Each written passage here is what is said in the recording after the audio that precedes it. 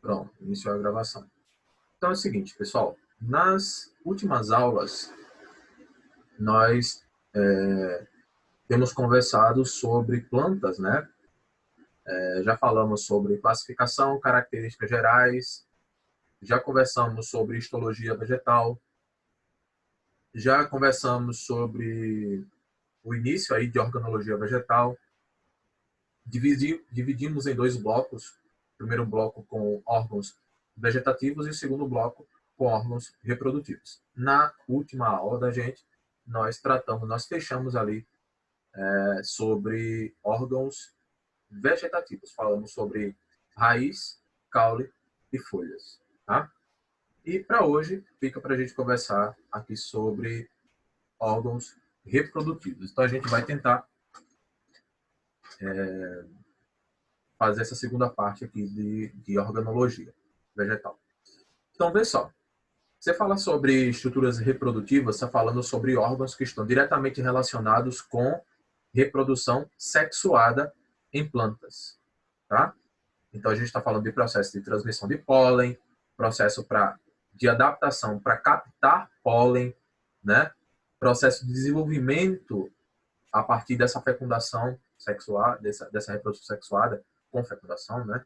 Enfim, e dando origem a frutos, sementes, enfim, tá? A gente está falando de angiospermas. Então, vê só. O primeiro que a gente vai destacar aqui o primeiro órgão é a flor.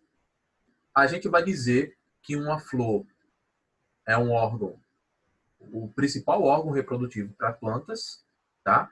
Que ele vai possuir inúmeras formas, tamanhos, inúmeras cores, né? Tipos dos mais variados, ok? Sendo que a vantagem que a gente vai observar numa planta por apresentar flores é justamente em relação à atração de polinizadores. Atrair polinizadores para que eles possam realizar o processo de polinização e viabilizar a fecundação. Ok? Para quem não lembra, o pólen contém o gameta masculino. O pólen ele contém o gameta masculino. Dentro do pólen, você tem o gameta masculino, né? Que é o anterozoide. Então, esse pólen ele vai ser levado por algum tipo de vetor polinizador, ele vai ser levado para a estrutura masculina e na estrutura masculina ele vai encontrar lá o gameta feminino, que é a oosfera, e vai realizar a fecundação sem precisar de água para esse processo. Tá? Isso pode acontecer no deserto, qualquer tipo de região, na caatinga, né? E vai acontecer a fecundação e vai gerar-se, a partir dali, um fruto. Toda angiosperma tem fruto. Toda plantinha que tem flor, ela desenvolve fruto. Ok? Toda planta que tem flor, aí vamos lá. Toda espécie que tem flor, não toda planta. Por quê? Porque só quem vai desenvolver fruto é a flor feminina ou a flor hermafrodita. É a flor que tem que ter estrutura feminina. É a que tem que ter a osfera, porque é ela que vai receber o anterozoide e ela vai crescer, enfim, sofrer divisões tal para formar um embrião e do embrião você ter fruto e semente sendo desenvolvidas, tá? Então vê o seguinte, toda espécie que tiver flor, ela vai ter que desenvolver fruto, tá? Existem plantas, né? Existem espécies de angiospermas monóicas e espécies dioicas. As monóicas são aquelas que vão produzir, vão ter apenas um tipo de indivíduo em relação ao sexo dentro da espécie. E aquele indivíduo, como ele só tem um tipo, como a espécie só tem um tipo em relação ao sexo, esse indivíduo vai ser hermafrodita, vai ter estrutura masculina e feminina ao mesmo tempo. Tá? A gente chama de plantas monóclinas. E eu posso ter também plantas que são dioicas. Né? Dentro da espécie você vai ter plantas dioicas também, que são aquelas plantas que vão ter sexos separados. Ok? Quando você observa que a flor ela apresenta os 4 verticilos florais característicos, tá? Cálice, corola, androceu e gineceu. Cálice vai ser o quê? O conjunto de sépalas que está aqui embaixo, ó. como se fossem umas folhinhas verdes que na parte de baixo da flor, na base da flor. Esse conjunto de sépalas nós chamamos de cálice. Corola, que vai ser o conjunto de pétalas chamado de corola. Androceu, que é a estrutura, o conjunto de estruturas masculinas, tá? Tá aqui, ó, geralmente em número maior do que as femininas. E a estrutura feminina aqui, ó, que vai, nesse caso aqui só uma, né? Só um estigma, né? Só um estigma, um estilete, um ovário e um óvulo aqui. A gente chama essa estrutura completa aqui de gineceu. Então, se ela apresenta androceu, gineceu, corola e cálice, nós dizemos que a flor ela é completa, tá? Ela apresenta, quando apresenta os quatro verticilos florais. Tem gente chegando agora. Ok? Quatro verticilos florais. Daí, a partir dessas estruturas, a gente tem o desenvolvimento do embrião, tá? Esse ponto aqui, ó, de conexão de todos os verticilos, né, ó, as pétalas, as sépalas, o androceu, o gineceu, tudo se encontra aqui nesse meiozinho aqui. Esse meio, abaixo do ovário, é chamado de receptáculo floral. Ok? Se em algum momento você encontrar lá numa questão dizendo assim, a estrutura a seguir não é derivada, não se desenvolve a partir do ovário da planta. Então, não é fruto.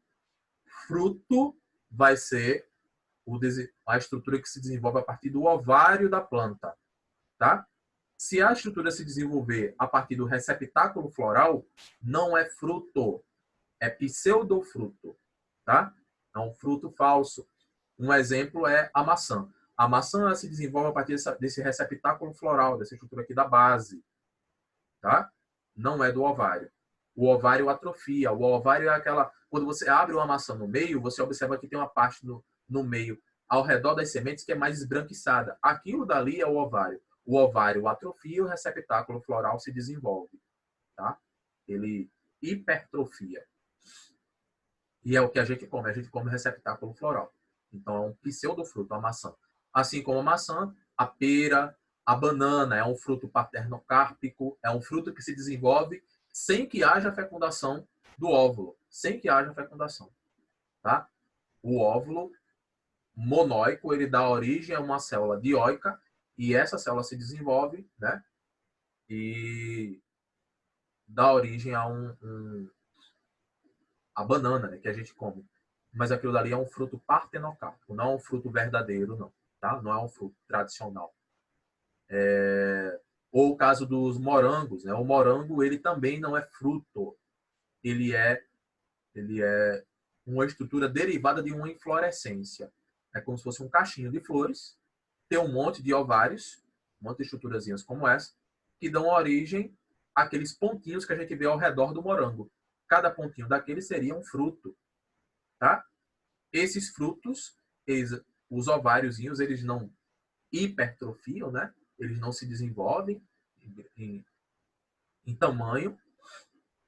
E o que se desenvolve vai ser o pedúnculo ou pedicelo, tá? O pedúnculo floral.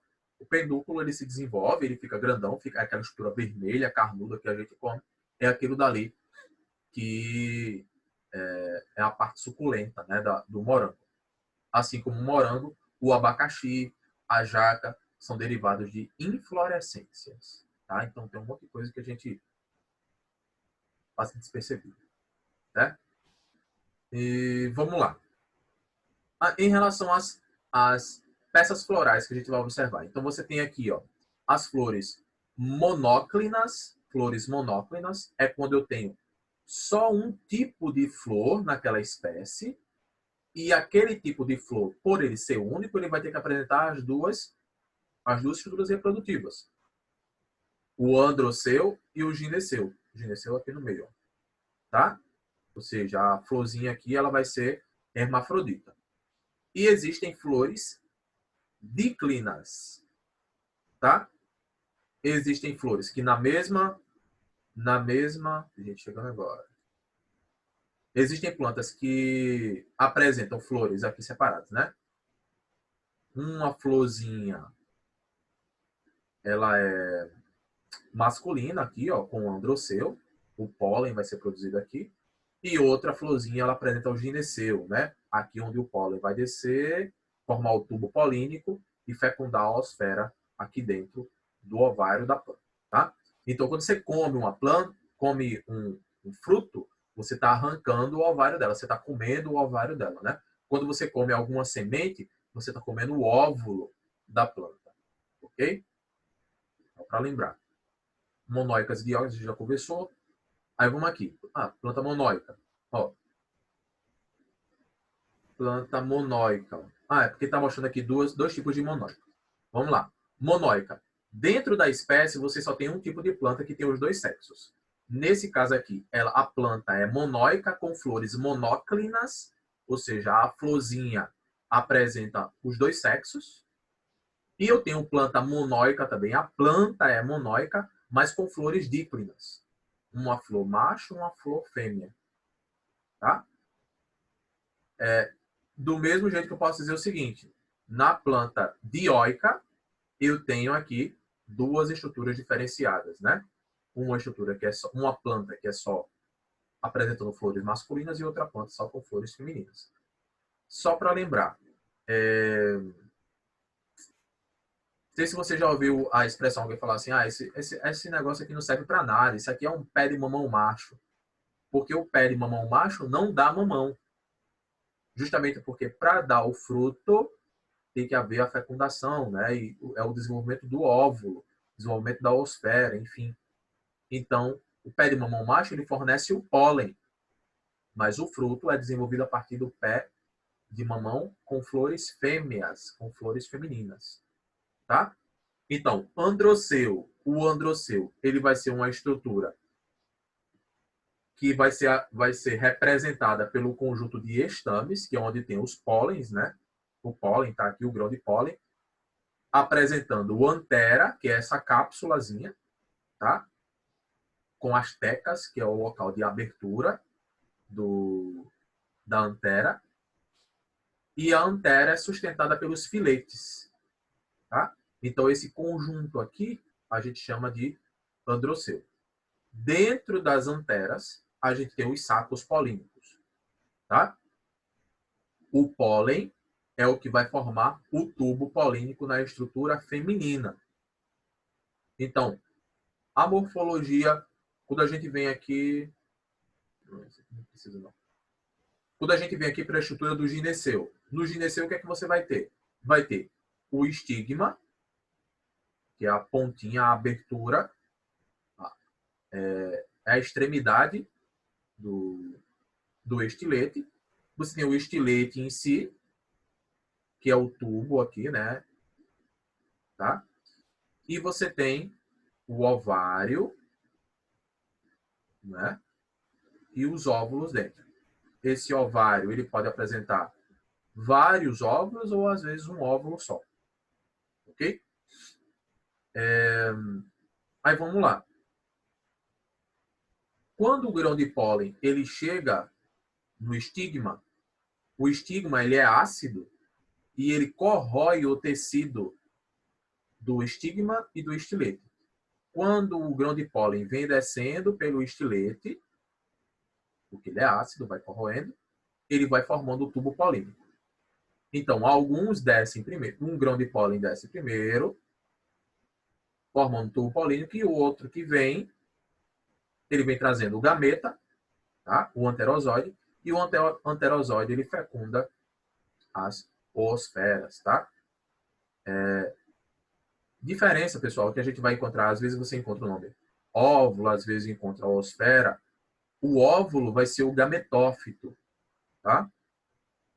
A oosfera é o gameta em si, tá? Então ele tem que encontrar o óvulo com a oosfera para realizar a fecundação.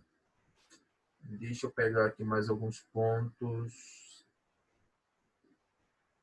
que eu possa considerar que seja realmente relevante, tá? Hum,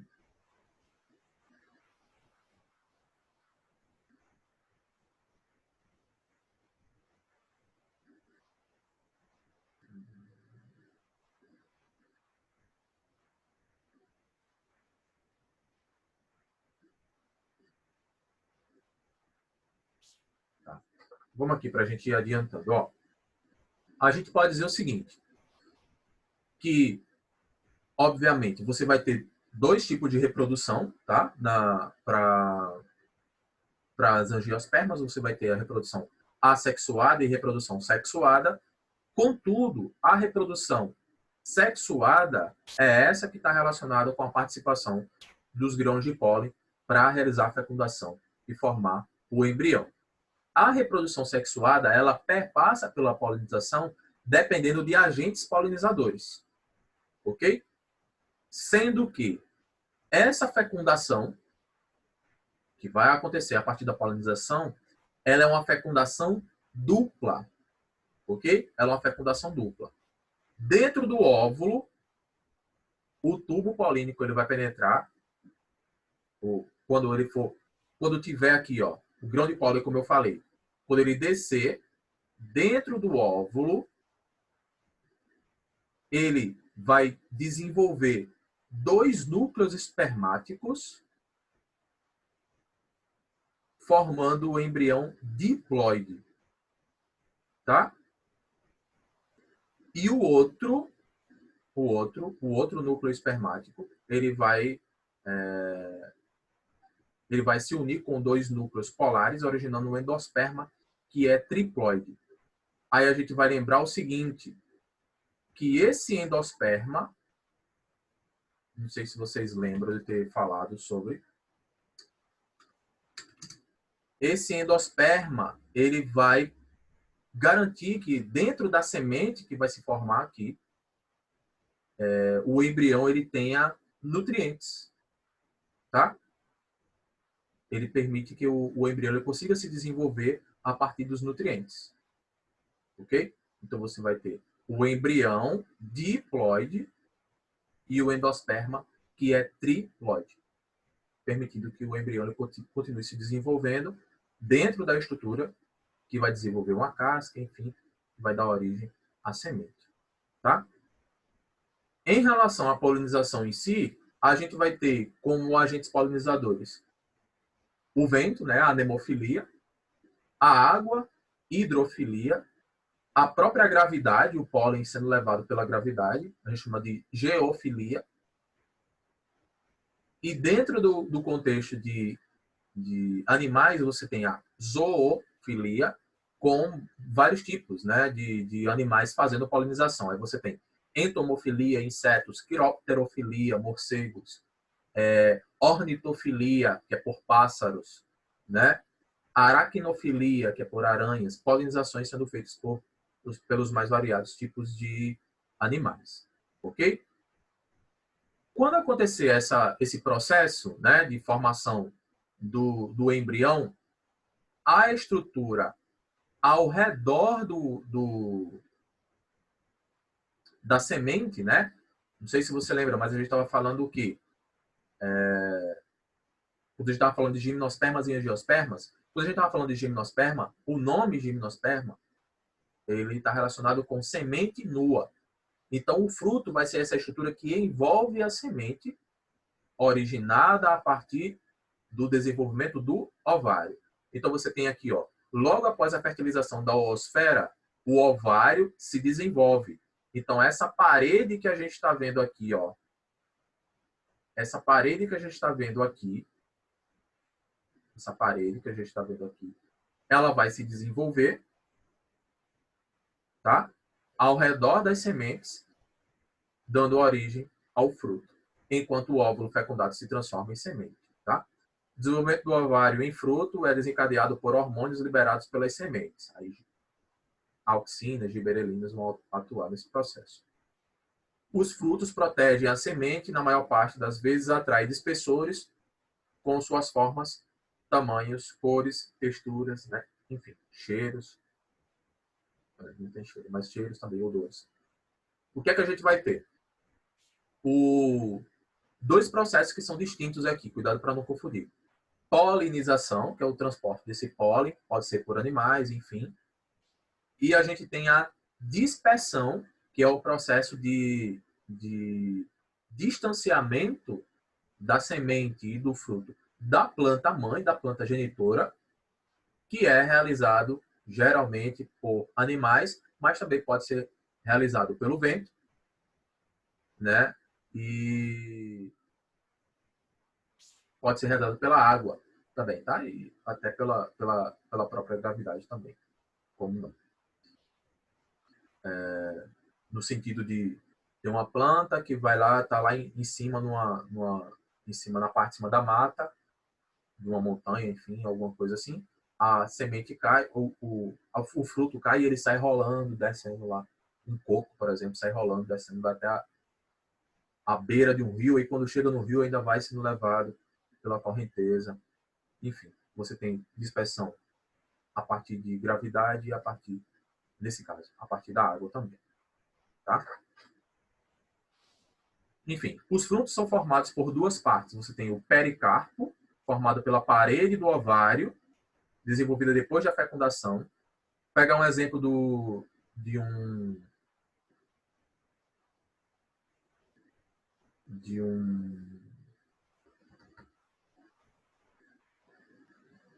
abacate, né? Pericarpo, ó, formado pela parede do ovário, desenvolvida depois da fecundação, né? O pericarpo vai ser aquela estrutura que a gente come, tá? E você tem as sementes, que é o miolinho mesmo, o do abacate, né? Que eu tô falando aqui. Só que vai ser o seguinte: entre essas estruturas, você vai ter o epicarpo, que é o que fica mais externo, mesocarpo, que é a estrutura mais mediana, e o endocarpo, que é a parte mais interna. Aí vamos lá.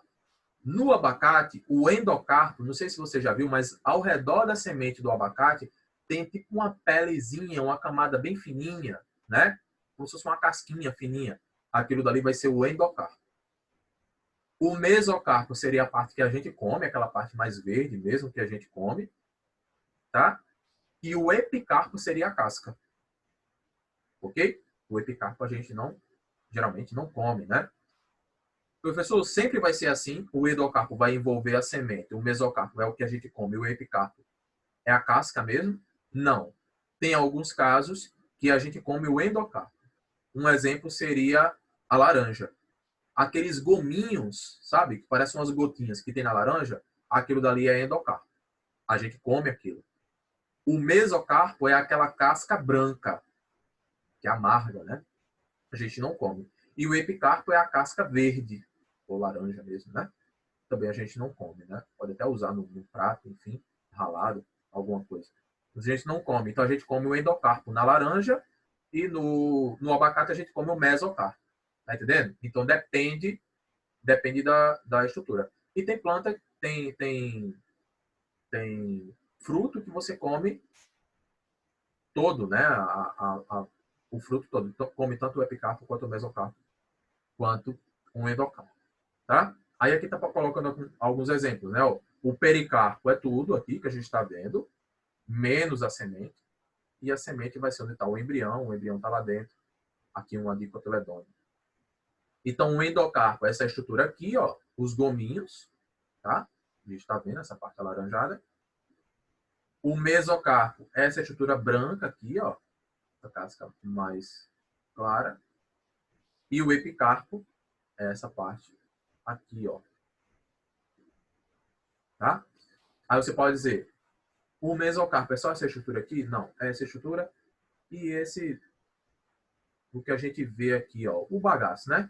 Essa parte aqui de dentro também é mesocarpo, tá? Tudo que for branco aqui, a parte mais esbranquiçada, é mesocarpo. Em relação à classificação dos frutos, como é que a gente pode classificá-los?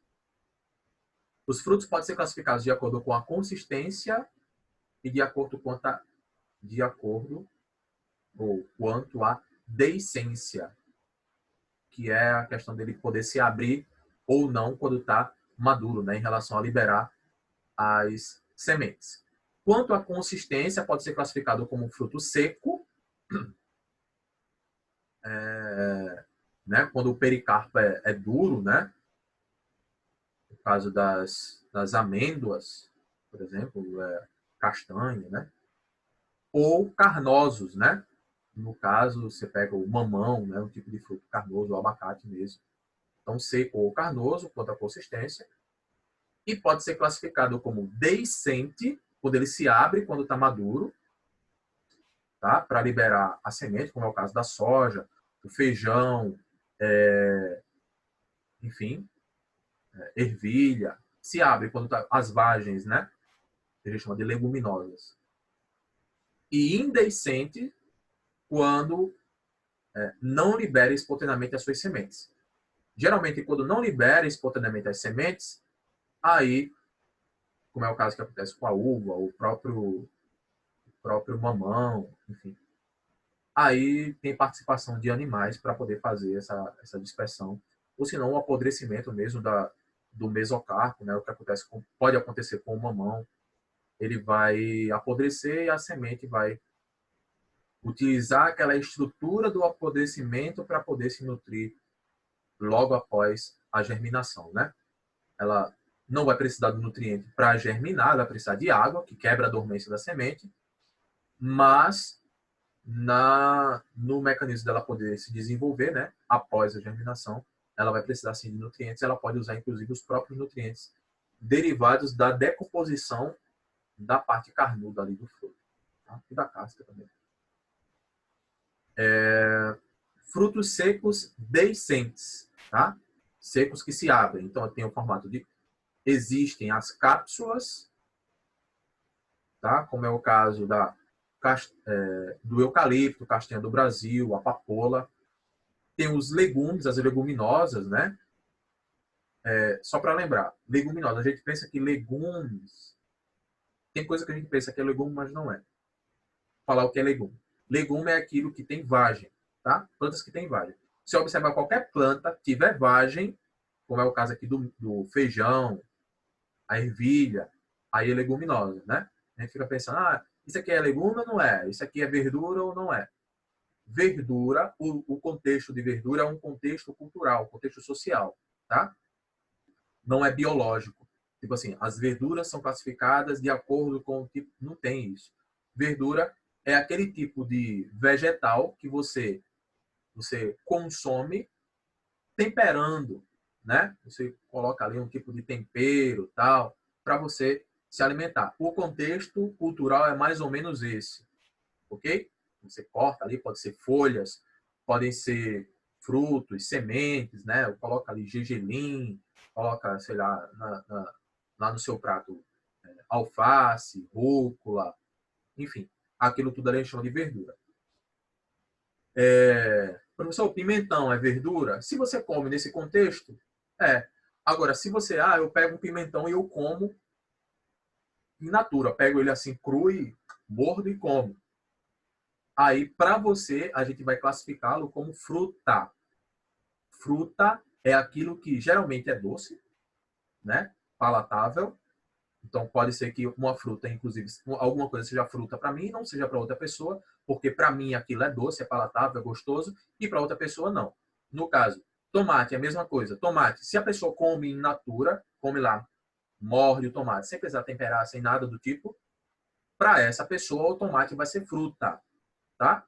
Agora, em relação à biologia, o tomate é o quê? O tomate é fruto, porque é desenvolvimento do ovário da planta.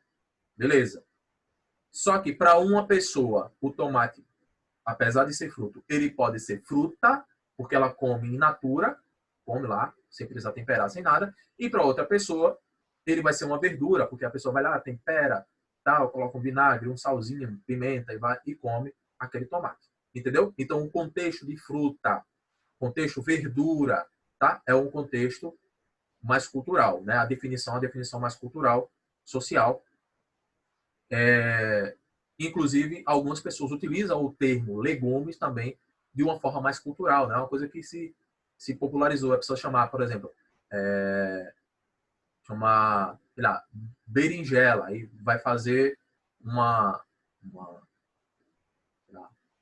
um prato, aí coloca lá a berinjela toda cortada, bota maionese por cima e diz, isso aqui é é um legume, a salada de legumes, né?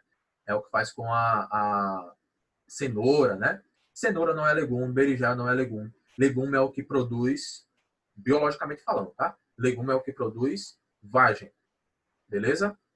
Então, o que seria legumes? Feijão, ervilha, feijão guandu, não sei se alguém sabe o que é. Enfim, esses. Inclusive árvores de grande porte. Você vê uma árvore grandona, tem aquela vagem bem grandona, aquilo dali é uma leguminosa, tá? É um legumes. Ela é uma leguminosa.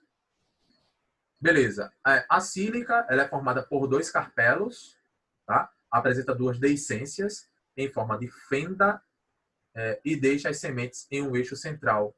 Por exemplo, couve, o ipê é do tipo sílica, tá? Só para a gente entender o contexto mesmo, tá, pessoal?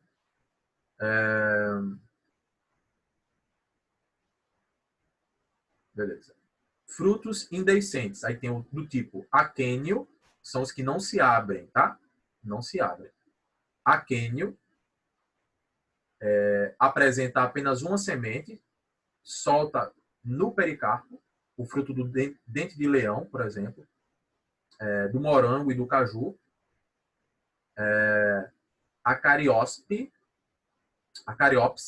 tem uma única semente totalmente aderida ao pericarpo, típico das monocotiledôneas, o milho, a grama, o arroz. Grama tem fruto, professor? Tem fruto, tá?